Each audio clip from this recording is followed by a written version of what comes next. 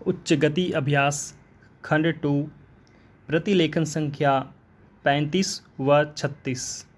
गति 80 शब्द प्रति मिनट। डिक्टेशन स्टार्ट होने में समय शेष है 5 सेकेंड। Ready and start. बहनों व भाइयों, ग्राम पंचायतों की तरह पंचायत समितियों व जिला परिषदों के सदस्य मतदाताओं द्वारा सीधे चुने जाएंगे। पंचायती राज के प्रत्येक स्तर पर सभी पदों पर महिलाओं का 1/3 आरक्षण सुनिश्चित किया गया, अर्थात 33% महिला पंच, सरपंच, प्रधान, प्रमुख बन सकेंगे। अनुसूचित जाति व अनुसूचित जनजाति के लिए भी जनसंख्या के प्रतिशत में पद आरक्षित रहेंगे। पिछड़ी जाति के हेतु भी राज्य सरकार ने आरक्षण किया है। राज्य वित्त आयोग गठित होगा जो संसाधनों को देखकर पंचायती राज संस्थाओं को राज्य सरकार के करों की आय का हिस्सा दिलाने की सिफारिश करेगा।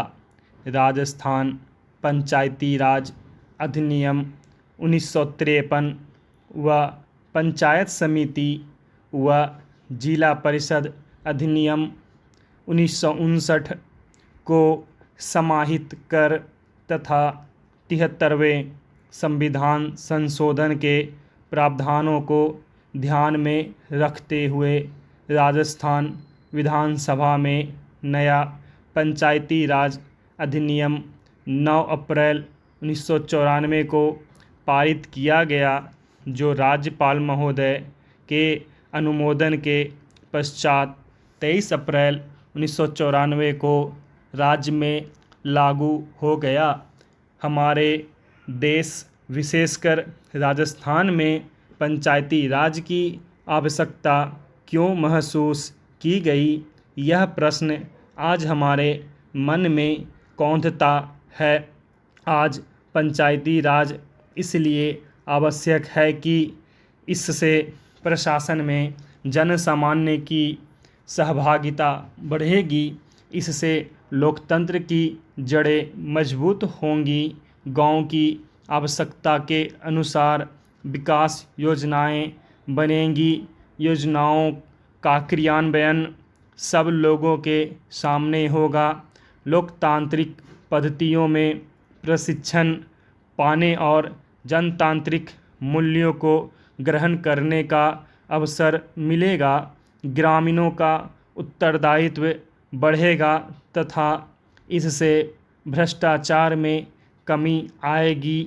अनुसूचित जाति, अनुसूचित जनजाति व अन्य पिछड़े वर्गों की प्रभावकारी सहभागिता से राजनैतिक, सामाजिक व आर्थिक खाई पटेगी। विकास संबंधी निर्णयों में महिलाओं की भागीदारी बढ़ेगी तथा सामाजिक कुरीतियाँ मिटेंगी, लोगों में सहयोग और अपनत्व की भावना बढ़ेगी। इससे ग्रामीण जीवन सुंदर और सुखी बनेगा। गांव की समृद्धि देश को गरिमा व शक्ति देगी और कमज़ोर वर्गों पर विशेष ध्यान दिया जा सकेगा। पंचायती राज संस्थाओं में समाज के कमज़ोर वर्गों का, विशेषकर अनुसूचित जाति, अनुसूचित जनजाति, अन्य पिछड़े वर्गों आदि को उचित मात्रा में प्रतिनिधित्व देने में विशेष ध्यान रखा है। राज्य के पंचायती राज इतिहास में इस बार उपरोक्त वर्गों के जनप्रतिनिधि अधिक मात्रा में निर्वाचित होकर आए हैं।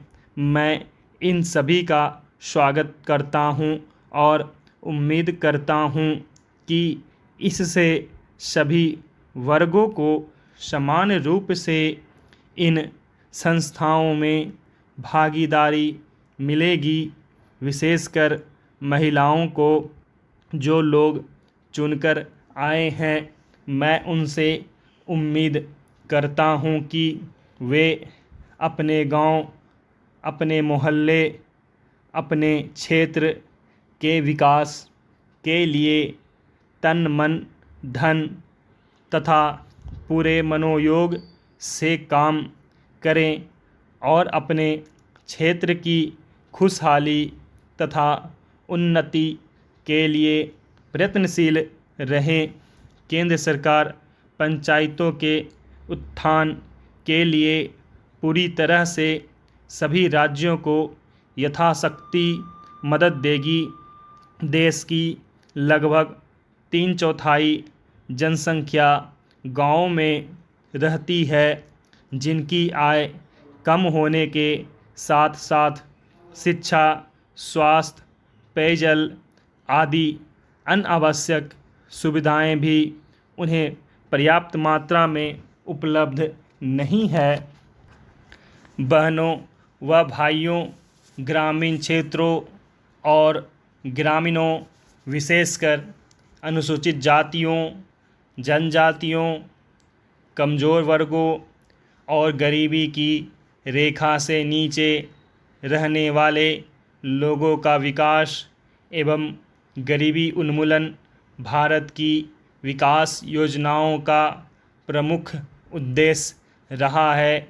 हमारे प्रधानमंत्री के नेतृत्व में ग्रामीण विकास हेतु जवाहर रोजगार योजना, 10 लाख कुओं के निर्माण की योजना, सुनिश्चित रोजगार योजना, समन्वित ग्रामीण विकास कार्यक्रम, ग्रामीण क्षेत्रों में महिला तथा बाल विकास कार्यक्रम, ग्रामीण युवा स्वरोजगार प्रशिक्षण योजना, ग्रामीण कारीगरों को उन्नत किस्म के औजार किट की आपूर्ति, सूखाग्रस्त क्षेत्र कार्यक्रम, ग्रामीण युवा स्वरोजगार प्रशिक्षण कार्यक्रम, मरुभूमि विकास कार्यक्रम, राजीव गांधी राष्ट्रीय पेयजल मिशन तथा ग्रामीण स्वच्छता आदि